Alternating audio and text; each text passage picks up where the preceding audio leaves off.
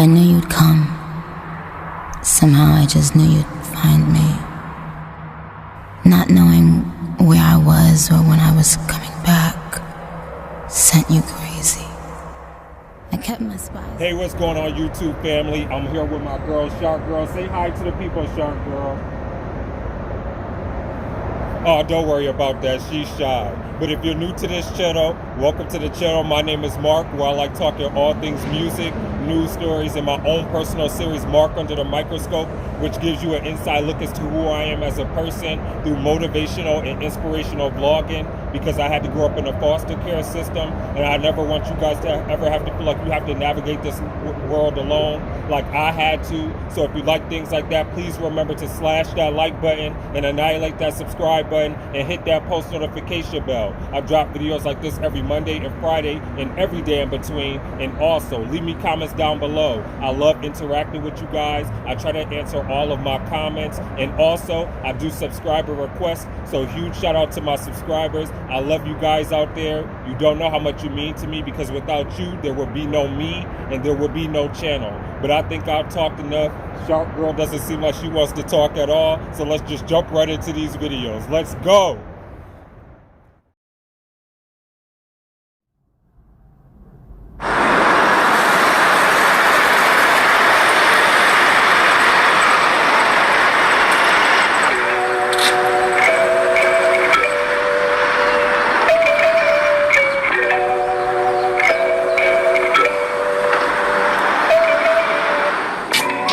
I'm already liking this already, how it's starting off, because it's already seeming like it's about to be something that he's about to be storytelling on. And I love that about this. So let's jump back into it. I'm going to rewind it a little bit.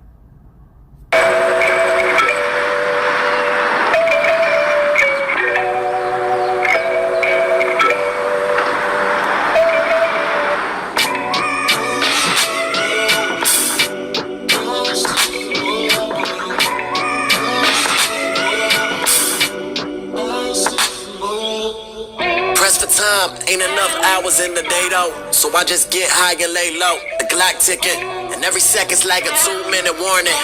Tick, tick, tick, tick, tick, tick. I didn't practice for this shit, I ain't prepared for it. Pressing forward, presence dormant. Flow off kilter, but shit, I'm still up on it. Right in the pocket where I need to be. I feel like Elway in 93. Tons of potential, I ain't got a ring. A lot of losses, fiending for a win. The underdog complex, it's either me or them. I'm about to drown in the sea I'm in. I got connected with the BPM like I don't even need a pen. I'd rather talk about the shit I feel. I give a fuck about opinions and who think it's real. For real, I never listen, man, where it get me. Out in California driving in the Benz, counting hundreds and fifties. And that's progression at its fucking best. But they would rather see me struggling and stress, settling for less. Still in the basement doing shit for free, my nigga, please. That false reality identity ain't made for me. Made some adjustments so that I could live. And I want to pause it again, because like I said in the beginning, it's like he's telling me a story and taking me on a journey through life. And that's what I love about this, because it's like I almost don't need the beat. It's like I'm actually listening to a friend sit here and tell me things that's going on with it, like real life story events that's happened to him, if that makes sense. Like that's what I'm getting from him. It's like I'm his homeboy, and he's sitting there like, yo, this is what's going on. Like, this is what's going back on in my hood. Like, this is like he's leveling with me, and I like that. It's almost like, like I said, to the point where I don't need the beat for him to even sit here and do this, because it's almost like in a poem, like in a way. And I guess like you can already say that rap and lyricism is almost close to poetry anyway, and that they're interrelated and interconnected, because you rhyme scheme and you have sentence formulas and sentence structure and everything within it. So I kind of get where he's coming from. It's dope. More comfortably, ain't fighting for no false beliefs when they would never fight for me. Jumped up off the fucking porch, a nigga had to spread his wings. Yeah, I stuck the landing and I soared, but that was self-belief. It's too late to turn back now. I'm on this one way, the first seat of first class, taking off on the runway. But most of these niggas got it fucked up for real though. You couldn't have walked a mile in my shoes, that's just not possible. You niggas don't have the damn for the tool to beat the obstacle. obstacles. And I love this part because this part is showing his like versatility, how he just switched up the flow and changed it, because before it sounded like he was rapping over the beat instead of with the beat or under the beat. It was seems like he was like over it, like he was sitting there like rapping ahead of it in the beat. And like I was saying, it seemed like he was rapping in front of the beat and the beat was behind him. And now it's like on this part of the section of the song, like right where I paused it, it seemed like he was rapping like with it, but then also it's like almost like his words went into like a cyclone, like the way that he's sitting there like rapping, like it's I don't know, it's like his words are rapping around the beat now. It's like crazy, like how his lyricism and wordplay and just his diction and enunciation is formulating with the beat, like it's very intertwined and interconnected and tangled up, I feel like, with it. So let me jump back into this. I took it back a little bit. The first seat of first class taking off on the runway. But most of these niggas got it fucked up for real though. You couldn't have walked a mile in my shoes, that's just not possible. You niggas don't have the damn fortitude to beat the obstacles. I'm looking around like what should I do? Just keep it moving, no sense of stopping or pausing. This mind state is appalling like Pistol Pete, I went all in. I'm just shaking defenders, I make them remember. My heart done turned as cold as December. In terms of roles, I play the king, and man, these niggas is simple. Mustafa the stopper, if I could with the way that I block him. Don't bring that bullshit around me, no. I cancel that like Nino. And my brother's keeper, yeah, you goddamn right. The only problem is it just extends to me, myself, and I. Nobody else, I got myself, that's numero uno. And you would feel the same, nigga, if you knew what I knew. If you the same what I seen, if you'd have been what I've been. I'm in the conversation like apostrophes and hyphens. These niggas get amped off of yes man and hype man, but can't get your career off the ground like white man. I just gotta be honest.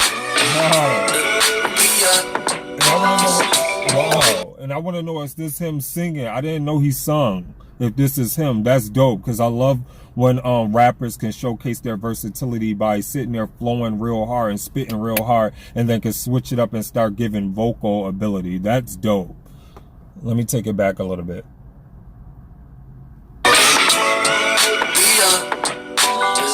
I just gotta be honest. I'm beyond it.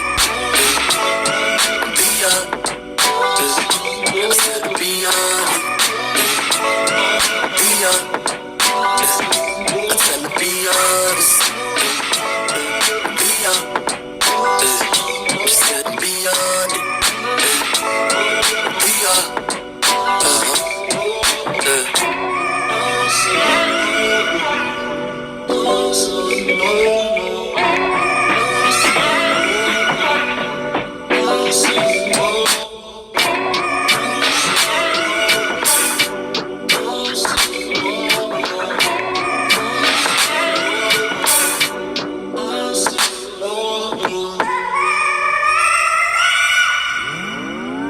Wow, that was dope. I love that. I love that. I love that.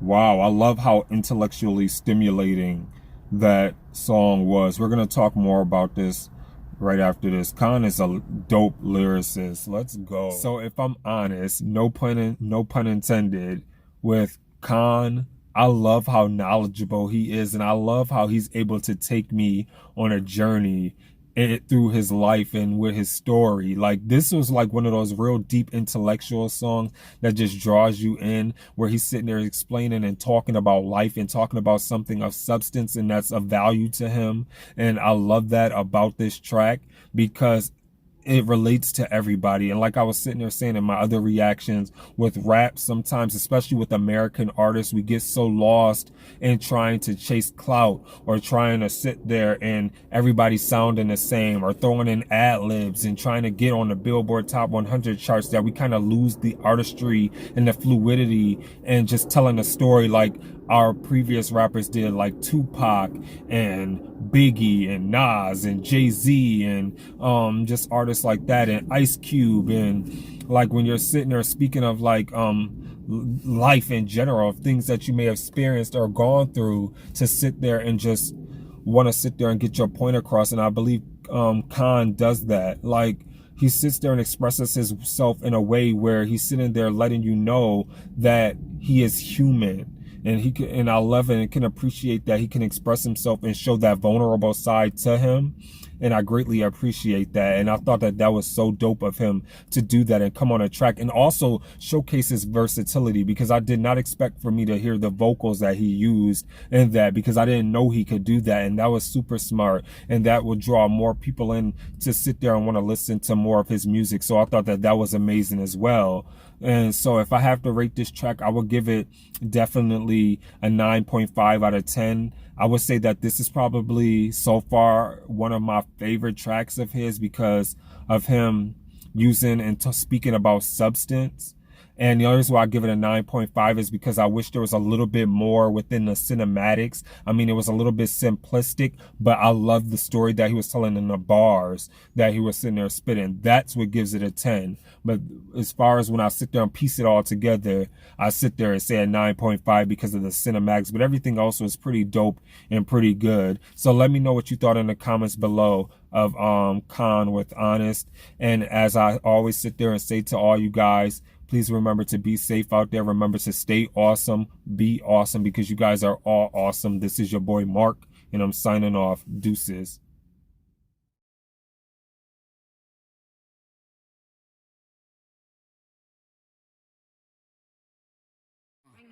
They need rappers like me. They need rappers like me, so they can get on their fucking keyboards and make me the bad guy, Chung Lee. Hey, yo, I've been